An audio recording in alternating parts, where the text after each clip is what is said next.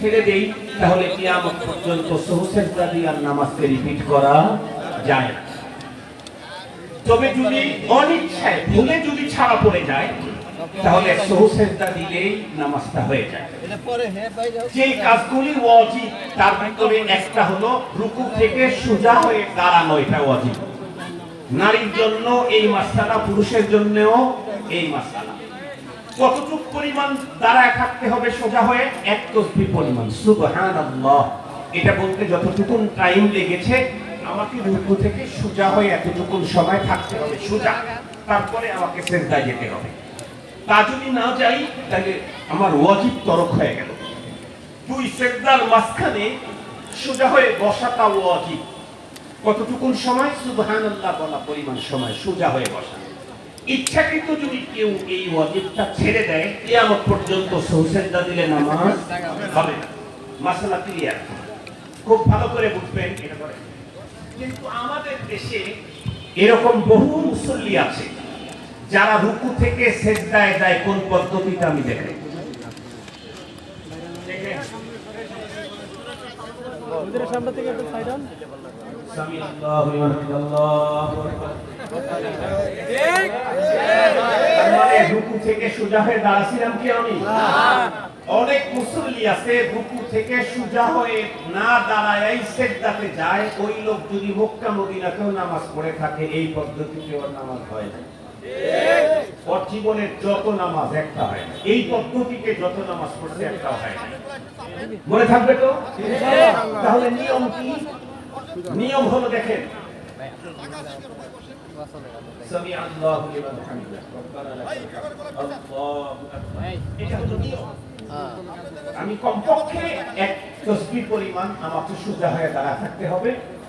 দোয়া পড়ে আর নাই, দোয়া পড়লে সুন্নাত নেকি পাবো, না পড়লে নেকি পাবো না। কিন্তু সোজা হয়ে না দাঁড়ালে নামাজ হবে না। ঠিক। আর কিছু মানুষ সিজদা দেয়, দেখেন, আপনারা দেখেন, ওয়াজের সাইডে এক 50 বছর কিন্তু জীবনে এখনো নামাজ শেষ। এই দেখেন দেখেন,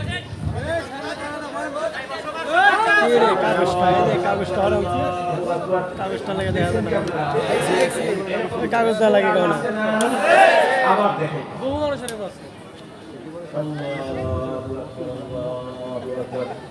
দেখছেন তো আপনারা?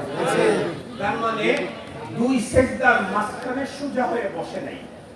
সোজা হয়ে বসার ঠিক আগ মুহূর্তে আবার সিজদায় চলে গেছে। সোজা হওয়ার ঠিক আগ মুহূর্তে আবার সিজদায় চলে গেছে। এই লোক যে ওয়াজিব তরক করলো, ভুলে করছে না ইচ্ছায় করছে? বলেন, ইচ্ছাকৃত ওয়াজিব তরক করলে কয় হাজার সিজদা দিয়ে নামাজ কমপ্লিট হয়ে যাবে? কিয়ামত পর্যন্ত সিজদা দিয়ে নামাজ হবে না। আপনার ঘরে অনেক নারীরা এই পদ্ধতিতে নামাজ পড়ে, আপনার বাসার পাশের চাচা দাদা এই পদ্ধতিতে নামাজ পড়ে।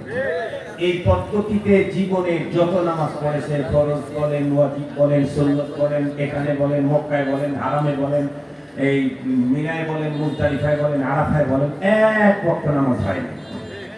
এক ওয়াক্ত নামাজও হয় নাই।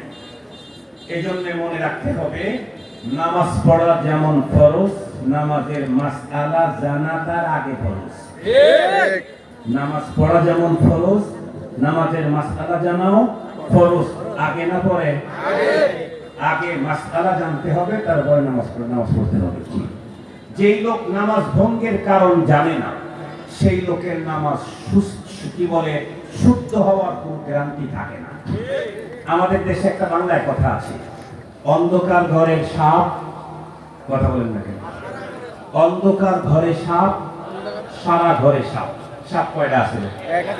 কিন্তু ঘর অন্ধকার। ঘরের ভিতরে বাচ্চা একটা বসে আছে, হঠাৎ করে সাপ দেখছে, দেখে চিল্লানি দিছে। বাবা দৌড়ায় আসতেই বিদ্যুৎ চলে গেছে। এখন চিল্লানি দেয়, এখান দোষটা একটা সাপ, ওখানে এইদিকে একটা সাপ, ওখানে দাঁড়া থাকবে সাপ, গান্ধী কর্নারে যাবে সাপ, তো সবার উপরে যা সাপ। সাপ কয়টা? একটা। সারা ঘরে কেমনি? কথা বলেন।